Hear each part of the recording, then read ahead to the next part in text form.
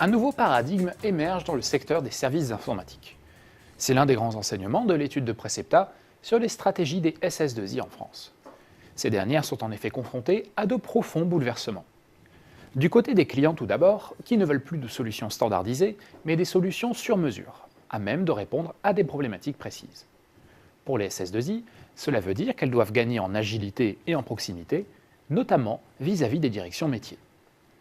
Ce recentrage stratégique apparaît d'autant plus crucial que le prix des prestations baisse sous l'impulsion de clients de mieux en mieux informés et cherchant à réduire leurs dépenses de fonctionnement. En parallèle, les SS2I doivent évoluer dans un environnement de plus en plus compétitif. Elles subissent de plein fouet la concurrence de petites structures freelance qui sont très bien positionnées pour les petits travaux d'intégration, d'opérateurs indiens aux moyens colossaux et dont la menace se précise, mais également de l'ensemble de la filière informatique, à l'heure où l'essor du cloud computing brouille les frontières entre des métiers hier distincts.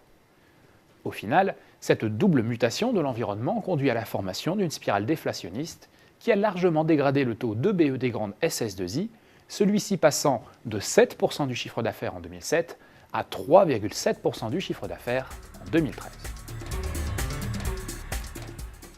Dans la filière des services informatiques, les grandes manœuvres ont commencé. Les rapprochements se sont ainsi multipliés ces dernières années sous l'impulsion des gros opérateurs. En 2013, Econocom rachetait Osiatis quand Capgemini intégrait Euryware.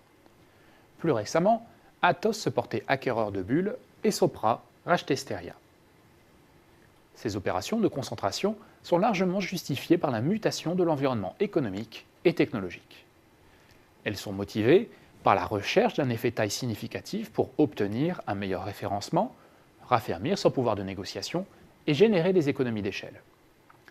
La volonté de renforcer sa marque en misant sur l'effet d'annonce qui découle de la renommée de l'opérateur acheté, et enfin de l'exploitation de nouvelles synergies nées des complémentarités entre les structures fusionnées. Indépendamment de ces motivations économiques et industrielles, les opérateurs doivent mieux prendre en compte la dimension humaine dans le cadre d'une stratégie RH adaptée. Il s'agit avant tout de constituer des équipes dimensionnées aux ambitions de la société et de les fidéliser sur le long terme pour conserver en son sein des actifs et compétences stratégiques. À ce titre, la consolidation du secteur ne pourra se révéler efficace qu'à la condition de concilier cohérence industrielle et logique humaine. Hier vendeurs de services, les SS2I doivent désormais se muer en fournisseurs de solutions. La force d'une société de services informatiques se mesurera à l'aune de sa capacité à architecturer et intégrer une solution, fédérant des ressources issues des opérateurs adéquats pour répondre aux véritables besoins du client. Dans ce contexte, les opérateurs les plus importants doivent se positionner au cœur d'un écosystème d'affaires complexe, notamment composé d'éditeurs de solutions, d'hébergeurs, d'opérateurs télécoms, mais également de SS2I de taille plus modeste, sollicités pour leur expertise particulière sur un champ technologique précis.